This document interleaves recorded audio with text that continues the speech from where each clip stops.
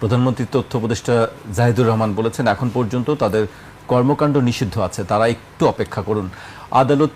আদালতে যাবে স্বরাষ্ট্রমন্ত্রী বলেছেন, আন্তর্জাতিক অপরাধ ট্রাইব্যুনাল থেকে জানানো হয়েছে তদন্ত চলছে, সেই সময় পর্যন্ত অপেক্ষা করতে হবে।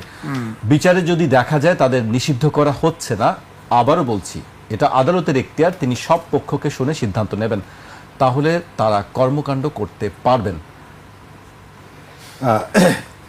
প্রথমত আওয়ামী লীগ আছে কি নেই এটা নিয়ে আলোচনা, তো আওয়ামী লীগ কিভাবে এখানে অ্যাক্টিভ হবে এটা নিয়ে আলোচনা। তো আমরা আগস্টের পরে যেটা শুনেছিলাম যে আওয়ামী লীগ নেই, এখন কিন্তু গত 1.5 বছর 2 বছরের যত আলোচনা মূলত আওয়ামী লীগকে নিয়ে। মাঝে মধ্যে 2-1 জন এসে আওয়ামী লীগের পক্ষে খুব বোল্ডলি কথা বলে এবং তাদের বিরুদ্ধে আবার বাইরে কথা বলে।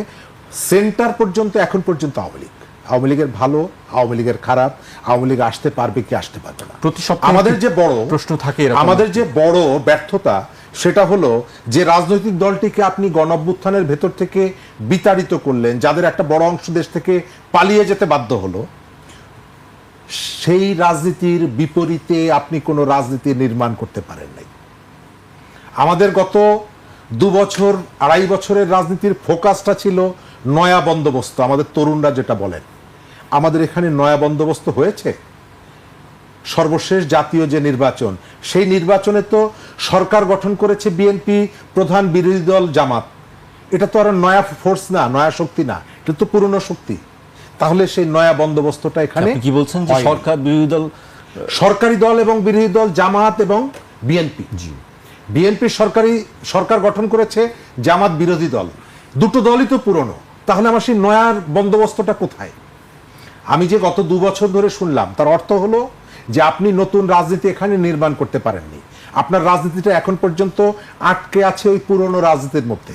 সেই পুরনো রাজনীতির ভেতর থেকে কখনো কখনো নানা সংকট উপেক্ষা করে মুসলিম লীগ মাথা তুলে দাঁড়াবে কিনা আমি জানি না, এটি নির্ভর করছে আপনার উপরে। আমি মুসলিম লীগ শব্দটা ইচ্ছা করে ব্যবহার করলাম, তাদের মাঠে তাদের কোনো উপস্থিতি নেই, কিন্তু সম্ভাবনা আমি নাকচ করে দেই না।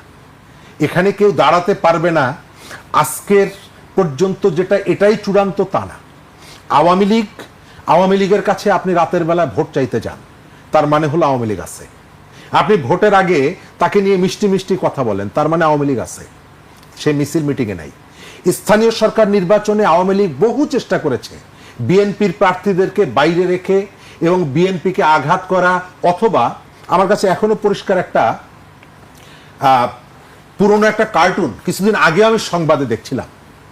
আওয়ামী লীগ সেই 96 সালে ক্ষমতা আসার পর স্থানীয় সরকার নির্বাচনে ওই ধান ছিটাচ্ছে যাতে বিএনপির বাংলা কিউআর, যেখানে নগদ পেমেন্ট সেখানে। সারা দেশে 10 লাখেরও বেশি মার্চেন্টে নগদে পেমেন্ট করুন খুব সহজে। প্রার্থীরা আসে কিন্তু আসছে না কেউ, অর্থাৎ এখানে রাজনীতিতে ডেডিকেটেড লোক একেবারে নাই তা না। ওই আজিজ ভাই যথার্থ বলেছে, আওয়ামী লীগের যে কর্মী তারা আছে, গত 10-12 বছরে যারা আওয়ামী লীগ হয়েছিল নানা কারণে, তাদের একটা অংশ চলে গেছে, কিন্তু আওয়ামী লীগ যারা ছিল তারা আছে বলেই তো আপনি তার কাছে ভোট চাইতে যান। তবে এখন যে আছে তার বিরুদ্ধে অজস্র অভিযোগ নিয়ে এসে আছে। তার কাঁধের উপরে কয়েকশো মানুষের লাশ আছে, তার বিরুদ্ধে লুটপাটের অভিযোগ আছে, ভোট ডাকাতির অভিযোগ আছে, অনেক অভিযোগ আছে, তারপরেও সে আছে, এটা অস্বীকার করা যাবে না। স্থানীয় সরকার নির্বাচন সহিংস হতে পারে। কেন সহিংস হবে? কারণ হলো এই নির্বাচনটা আমাদের এখানে খুবই লাভজনক। আপনি 5 কোটি টাকা 10 কোটি টাকা খরচ করে একটা ব্যবসা প্রতিষ্ঠান করলেন, 1 বছরের মধ্যে সেখান থেকে যে আপনি ফিডব্যাকটা পাবেন, 10 কোটি টাকা খরচ করে আপনি যদি একটা পৌরসভার মেয়র হন, 1 বছরে তার থেকে অনেক বেশি কিছু পাবেন। সেই কারণে যাদের হাতে রাজনৈতিক ক্ষমতা আছে তার প্রথম স্বপ্ন হয় নির্বাচন করা। এই যে বিএনপির সাম্প্রতিক সময় অনেকের টাকা পয়সা হয়েছে আমরা শুনছি, এনসিপির অনেকের টাকা পয়সা হয়েছে আমরা শুনছি, তাদের একটা স্বপ্ন আছে যে আমরা জনপ্রতিনিধি হব, জনসেবাও করব, অন্য কাজটাও হয়তো করবে। এই যে এনসিপির যে পদযাত্রা হচ্ছে, আপনি খেয়াল করে দেখবেন, আমি তাদের যে প্রোগ্রাম ডিজাইন দেখলাম, যে সমস্ত জায়গায় তারা প্রার্থী ঘোষণা করে স্থানীয় সরকারের, সেই জায়গাগুলোতে তারা টাচ করছে। কতটুকু সফল হবে আমি জানি না, কিন্তু ফোকাসটা হচ্ছে স্থানীয় সরকার নির্বাচন। সুতরাং এই নির্বাচনে আপনি প্রত্যেকটা দলের মধ্যে দ্বন্দ্ব সংঘাত আছে। জাতীয় নির্বাচনে প্রায় 42টি আসনে বিএনপির বিদ্রোহী প্রার্থী থাকার কারণে তারা পরাজিত হয়েছে। এবং অনেকে বলে যে পেছনে যারা ক্ষমতায় যেতে চেয়েছিল জামাতের একটা ভূমিকা ছিল এই যে স্বতন্ত্র প্রার্থীদের ক্ষেত্রে। আমি এবারও ধারণা করি যে সমস্ত আসনে জামাত টার্গেট করবে সেখানে তারা চাইবে বিএনপির ভোটটা একাধিক ভাগে বিভক্ত করা। সুতরাং এই যে নির্বাচনটা আসছে, মানে স্থানীয় সরকার নির্বাচনেও কি আপনি জাতীয় নির্বাচনের প্রভাব বা যে অবস্থা দেখি সেটি আপনার থাকবে বলে মনে হয়? আপনার ধরেন ঢাকায় নারায়ণগঞ্জে সিটি কর্পোরেশনে জামাত প্রার্থী ঘোষণা করেছে। ওখানে জামাতের যে কর্মী সমর্থকরা আছে, স্থানীয় সরকার বলে তারা কি জামাতকে ভোট দেবে না?